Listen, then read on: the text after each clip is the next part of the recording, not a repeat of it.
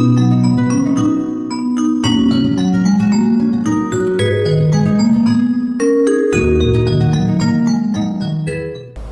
Friends, എല്ലാവർക്കും Aisha's dream വേൾഡിൻ്റെ പുതിയൊരു വീഡിയോയിലേക്ക് സ്വാഗതം. ഇന്ന് ഞാൻ ഷെയർ ചെയ്യുന്നത് വെളുത്തുള്ളി തൊലി കളഞ്ഞ് ബുദ്ധിമുട്ടാതെ വളരെ എളുപ്പത്തിൽ എങ്ങനെയാണ് പൊടിച്ചെടുക്കുന്നത് എന്നാണ്.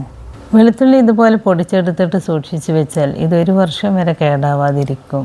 ഈ ഒരു ഗാർലിക് പൗഡർ നമുക്ക് ബ്രോസ്റ്റഡ് ചിക്കനൊക്കെ ഉണ്ടാക്കുമ്പോൾ ചിക്കനിലും ആ ചിക്കൻ കോട്ട് ചെയ്തെടുക്കുന്ന ഡ്രൈ ഇൻഗ്രീഡിയൻസിലും, അതുപോലെ ചിക്കൻ ഫ്രൈ ചെയ്തെടുക്കുമ്പോഴും മീൻ ഫ്രൈ ചെയ്തെടുക്കുമ്പോഴും, അതുപോലെ നോമ്പിന് സ്നാക്സ് ഒക്കെ ഉണ്ടാക്കുമ്പോൾ മസാല വഴറ്റിയെടുക്കുമ്പോൾ ആ മസാലയിലൊക്കെ ചേർത്ത് കൊടുക്കാനായിട്ട് പറ്റും.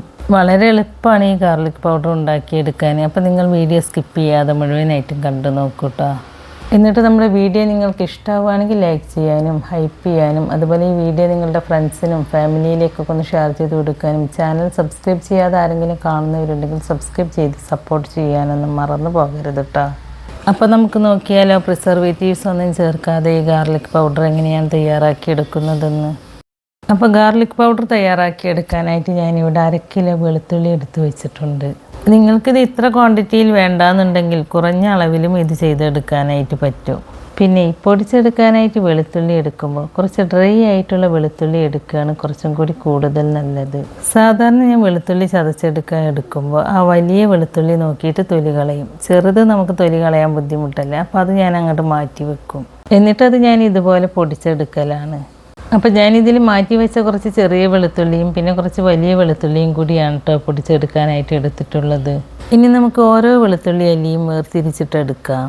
അപ്പോൾ അതിനായിട്ട് വെളുത്തുള്ളിയുടെ റൂട്ട് പോർഷനിൽ ഒരു ഇടികല്ലോ അല്ലെങ്കിൽ വേറെ എന്തെങ്കിലും കൊണ്ട് ഇതുപോലെ ഒന്ന് തട്ടി കൊടുത്താൽ ഇതുപോലെ ഓരോ അല്ലിയും വേറിട്ട് കിട്ടും. അപ്പോൾ ഞാനിവിടെ ഈ വെളുത്തുള്ളിയുടെ അല്ലിയൊക്കെ വേർതിരിച്ചെടുത്തിട്ടുണ്ട്. ഇനി ഇതിലെ റൂട്ട് പോർഷനും പിന്നെ ഇതിൻ്റെ പുറമെയുള്ള ആ വലിയ തൊലിയില്ല അതും പിന്നെ ഈ കോല് പോലുള്ള ഭാഗമൊന്നും നമുക്ക് ആവശ്യമില്ല. അപ്പോൾ അതൊക്കെ ഒന്ന് കളഞ്ഞെടുക്കുക. ഇപ്പം ഞാനതൊക്കെ ഒന്ന് കളഞ്ഞെടുത്തിട്ടുണ്ട്. നമ്മൾ വെളുത്തുള്ളിയുടെ ആ വലിയ തൊലി മാത്രമേ കളഞ്ഞെടുത്തിട്ടുള്ളൂ, മുഴുവനായിട്ടൊന്നും കളഞ്ഞെടുത്തിട്ടില്ല. ഇനി നമുക്ക് ഈ വെളുത്തുള്ളി നല്ലതുപോലെ ഒന്ന് കഴുകിയെടുക്കണം. വെളുത്തുള്ളിയിൽ കീടനാശിനിയൊക്കെ അടിച്ചിട്ടാണ് ഇത് ഉണ്ടാക്കിയെടുക്കുക. അതുപോലെ ഇതിൽ അഴുക്കും പൊടിയൊക്കെ ഉണ്ടാകും. അപ്പോൾ അതൊക്കെ ഒന്ന് പോയി കിട്ടാൻ വേണ്ടിയിട്ട് ആദ്യം ഇത് നല്ലതുപോലെ ഒന്ന് കഴുകിയെടുക്കുക. ഞാനിതിപ്പോൾ 2-3 വെള്ളത്തിൽ നല്ലതുപോലെ കഴുകിയെടുത്തിട്ട് ഇതിലെ വെള്ളം വാർന്ന് കിട്ടാനായിട്ട് ഒരു അരിപ്പ പാത്രത്തിലേക്ക് മാറ്റി കൊടുത്തിട്ടുണ്ട്. ഇനി ഇതിലെ വെള്ളം മുഴുവനായിട്ടും കളഞ്ഞെടുക്കാനായിട്ട് ഒരു ഉണങ്ങിയ ടവലിലേക്ക് ഇട്ട് കൊടുത്തിട്ട് നല്ലതുപോലെ ഒന്ന് തുടച്ചെടുക്കുക. അതല്ലാന്നുണ്ടെങ്കിൽ ഇത് കുറച്ച് നേരം വെയിലത്ത് വെച്ചിട്ട് ഇതിലെ വെള്ളം കളഞ്ഞെടുത്താലും മതി. അപ്പോൾ ഞാനിതൊരു ഉണങ്ങിയ ടവലിലേക്ക് ഇട്ട് കൊടുത്തിട്ട് ഇതിലെ വെള്ളം മുഴുവൻ തുടച്ചെടുക്കുകയാണ്. ഇപ്പോൾ ഞാനിതിലെ വെള്ളം മുഴുവനായിട്ടും കളഞ്ഞെടുത്തിട്ടുണ്ട്. ഇനി ഇതൊരു മിക്സിയുടെ ജാറിലേക്ക് ഇട്ട് കൊടുക്കുക. ഞാൻ ഈ വെളുത്തുള്ളി 2-3 ബാച്ചായിട്ട് മിക്സിയുടെ ജാറിലേക്ക് ഇട്ട് കൊടുത്തിട്ടാണ് കേട്ടോ ചതച്ചെടുക്കുന്നത്. ഇനി ഇത് നല്ലതുപോലെ അങ്ങോട്ട് അരച്ചെടുക്കാതെ പൾസ് ചെയ്തിട്ട് ക്രഷ് ചെയ്തെടുക്കുകയാണ് കേട്ടോ വേണ്ടത്. കണ്ടോ, ഒത്തിരി അങ്ങോട്ട് പേസ്റ്റ് രൂപത്തിലാക്കി എടുക്കരുത്. ഇതുപോലെ ഒന്ന് ക്രഷ് ചെയ്തിട്ട് വേണം എടുക്കാനായിട്ട്. എന്നാൽ ഇതിൽ വെളുത്തുള്ളി അരയാതെ കിടക്കും ചെയ്യരുത്, മുഴുവനായിട്ടും ഇതുപോലെ ചതഞ്ഞ് കിട്ടണം. ഇനി ഈ ചതച്ചെടുത്ത വെളുത്തുള്ളി ഒരു ബൗളിലേക്ക് മാറ്റി കൊടുക്കുക. എന്നിട്ട് ബാക്കിയുള്ളതും ഇതുപോലെ ചതച്ചെടുക്കുക. വെളുത്തുള്ളി മുഴുവനായിട്ട് മിക്സിയുടെ ജാറിലേക്ക് ചേർത്ത് കൊടുക്കാതെ ഇതുപോലെ 2-3 ബാച്ചായിട്ട് ചതച്ചെടുക്കുകയാണെങ്കിൽ എല്ലാ വെളുത്തുള്ളിയും ഒരുപോലെ ചതഞ്ഞ് കിട്ടും. ഇപ്പം ഞാനിവിടെ വെളുത്തുള്ളി മുഴുവനായിട്ടും ചതച്ചെടുത്തിട്ടുണ്ട്. ചതച്ചെടുത്തതിന് ശേഷം ഇതിലെ വലിയ തൊലിയൊക്കെ വേണമെങ്കിൽ ഇതുപോലെ മാറ്റി കൊടുക്കാവുന്നതാണ്. ഇനി ഇത് എടുത്ത് മാറ്റണം നിർബന്ധമൊന്നുമില്ല. നമ്മൾ ഈ വെളുത്തുള്ളി ഉണക്കിയെടുത്തതിന് ശേഷം പൊടിച്ചെടുക്കുമ്പോൾ ഈ തൊലിയൊക്കെ നല്ല ഫൈനായിട്ട് തന്നെ പൊടിഞ്ഞ് കിട്ടും. അപ്പോൾ ഞാനിതിൽ നിന്നും ആ വലിയ തൊലിയൊക്കെ ഒന്ന് കളഞ്ഞെടുത്തിട്ടുണ്ട് കേട്ടോ. വെളുത്തുള്ളി നല്ലതുപോലെ ഡ്രൈ ആയതാണെങ്കിൽ മാത്രമേ ഉള്ളൂ കേട്ടോ ഇതുപോലെ തൊലി എടുത്ത് മാറ്റാൻ പറ്റുള്ളൂ. ഡ്രൈ ആവാത്തതാണെങ്കിൽ ഇതുപോലെ എടുത്ത് മാറ്റാൻ പറ്റൂല. ഇനി ഇതുപോലെ തൊലി എടുത്ത് മാറ്റാൻ പറ്റിയില്ലെങ്കിലും കുഴപ്പമൊന്നുമില്ല, നമ്മളിത് പൊടിച്ചെടുക്കുമ്പോൾ നല്ലതുപോലെ പൊടിഞ്ഞ് കിട്ടിക്കോളും. ഇനി നമുക്കിത് ഉണക്കിയെടുക്കണം. അതിനായിട്ട് ഞാൻ ഇതുപോലത്തെ വലിയൊരു അലൂമിനിയം തട്ടെടുത്തിട്ടുണ്ട്. ഇനി ഈ തട്ടിലേക്ക് ഡയറക്റ്റായിട്ട് നിങ്ങൾ ചതച്ചെടുത്ത വെളുത്തുള്ളി ഇട്ട് കൊടുക്കരുത് കേട്ടോ. അങ്ങനെ ഇട്ട് കൊടുത്താൽ ഈ വെളുത്തുള്ളി ഉണങ്ങി വരുമ്പോൾ ഈ പാത്രത്തിൽ ഒട്ടിപ്പിടിച്ചിട്ട് നമുക്കിത് അടർത്തിയെടുക്കാനായിട്ട് ബുദ്ധിമുട്ടായിട്ട് വരും. അപ്പോൾ നിങ്ങൾ ഈ തട്ടിൽ ഒരു ബട്ടർ പേപ്പറോ അല്ലെങ്കിൽ ഒരു അലൂമിനിയം ഫോയിലോ ഇതുപോലെ വെച്ച് കൊടുക്കുക. എന്നിട്ട് ഈ ബട്ടർ പേപ്പറിലേക്ക് ഈ ചതച്ചെടുത്ത വെളുത്തുള്ളി ഇട്ട് കൊടുക്കുകയാണെങ്കിൽ നമുക്കിത് ഒട്ടിപ്പിടിക്കാതെ നല്ലതുപോലെ ഉണങ്ങി കിട്ടും.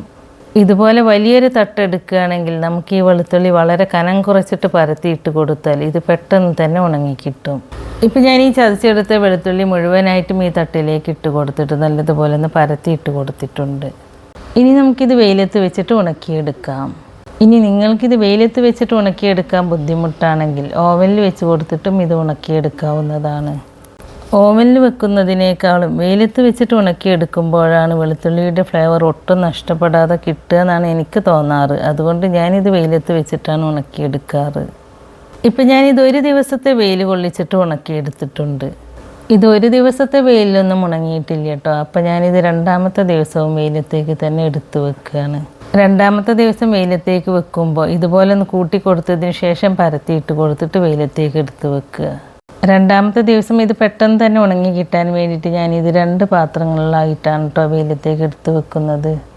രണ്ടാമത്തെ ദിവസം ബട്ടർ പേപ്പറൊന്നും ഇല്ലാത്ത പാത്രങ്ങളിലാക്കി വെച്ചാലും ഇത് ഒട്ടി പിടിക്കുന്നില്ല. കാരണം ഇത് കുറച്ചൊന്ന് ഉണങ്ങി കിട്ടിയതല്ലേ.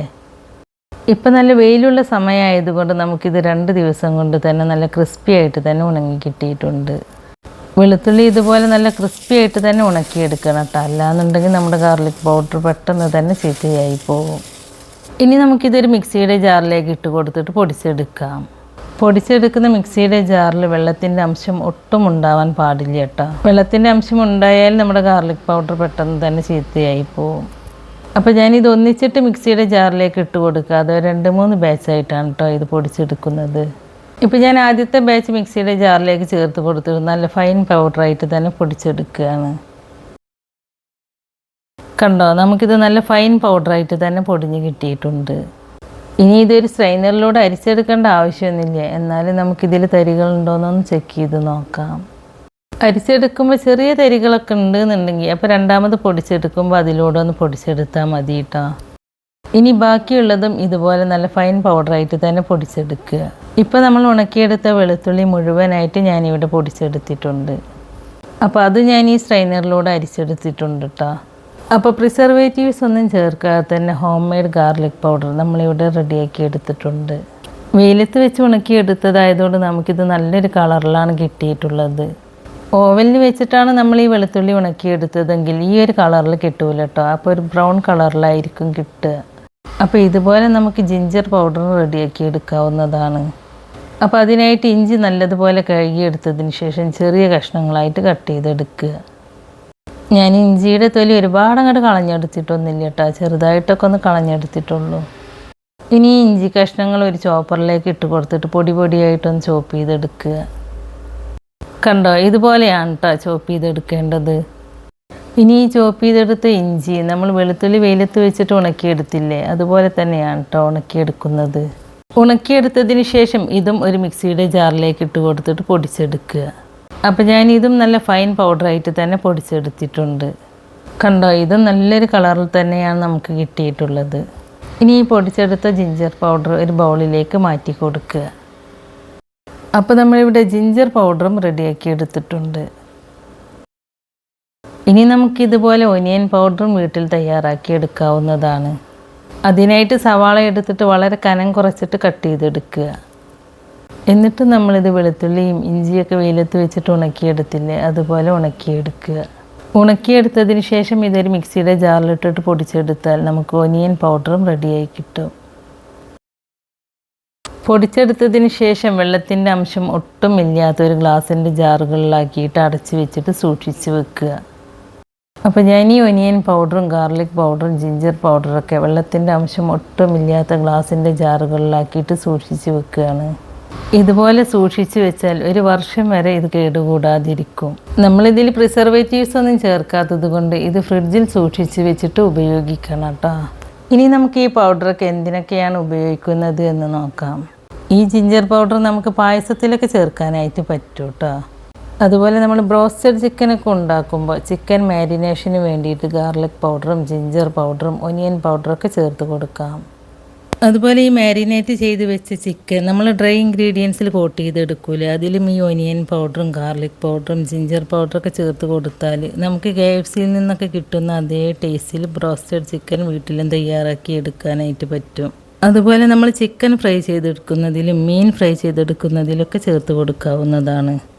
പിന്നെ നമ്മൾ നോമ്പിന് സ്നാക്സൊക്കെ ഉണ്ടാക്കിയെടുക്കുമ്പോൾ മസാല വഴറ്റിയെടുക്കൂലേ, അതിലും ചേർത്ത് കൊടുക്കാനായിട്ട് പറ്റും. അപ്പോൾ നിങ്ങൾ ഇതുപോലെ ഗാർലിക് പൗഡറും ജിഞ്ചർ പൗഡറും ഒനിയൻ പൗഡറൊക്കെ ഉണ്ടാക്കി നോക്കിയിട്ടില്ലെങ്കിൽ ഇതുപോലെ ഒന്ന് ഉണ്ടാക്കി നോക്കൂട്ടോ. അപ്പോൾ നമ്മുടെ ഇന്നത്തെ ഈ വീഡിയോ നിങ്ങൾക്ക് ഇഷ്ടമായിട്ടുണ്ടാവും എന്ന് വിചാരിക്കുന്നു. ഇഷ്ടമായിട്ടുണ്ടെങ്കിൽ ലൈക്ക് ചെയ്യാനും ഹൈപ്പ് ചെയ്യാനും അതുപോലെ ഈ വീഡിയോ നിങ്ങളുടെ ഫ്രണ്ട്സിനും ഫാമിലിയിലേക്കൊക്കെ ഒന്ന് ഷെയർ ചെയ്ത് കൊടുക്കാനും ചാനൽ സബ്സ്ക്രൈബ് ചെയ്യാത്തവരുണ്ടെങ്കിൽ സബ്സ്ക്രൈബ് ചെയ്ത് സപ്പോർട്ട് ചെയ്യാനൊന്നും മറന്നു പോകരുത് കേട്ടോ.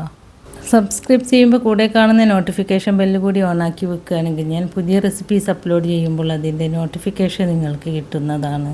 അപ്പോൾ ഇൻഷാ അല്ലാഹ് പുതിയ റെസിപ്പീസുമായി ഞാൻ വീണ്ടും വരാം. Thank you.